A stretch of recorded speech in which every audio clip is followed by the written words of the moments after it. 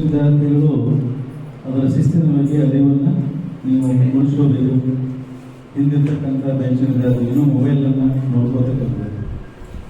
ಇವತ್ತು ನೀವು ಲೈಫ್ನಲ್ಲಿ ರಿಸ್ಕ್ ತೊಗೊಳಿದ್ರೆ ನಿಮಗೆ ನಾಳೆ ನೀವು ಬೇರೆ ರೀತಿ ರಿಸ್ಕ್ ಹೋಗ್ಬೇಕಾಗುತ್ತೆ ಲೈಫ್.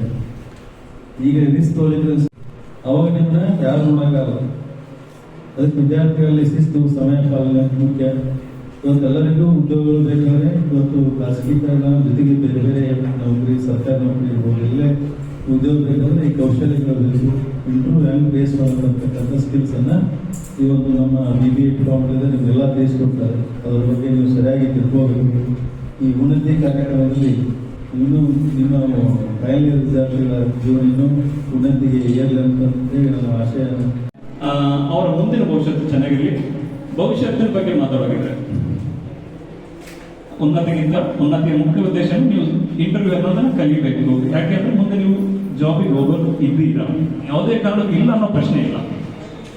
ನಾನು ಪ್ರಶಸ್ತಿಯನ್ನು ಕೊಡಬೇಕಂತ ಮಾಡಿ ಕಾಲೇಜಿಗೆ ಜೊತೆಗೆ ಒಬ್ಬ ವಿದ್ಯಾರ್ಥಿ ಕರ್ಕೊಂಡ್ಬಂದು ಅವರಿಗೆ ಸಾಮಾನ್ಯ ಒಂದು ನಾವೇ ಒಂದು ಫೆಸಿಲಿಟೇಷನ್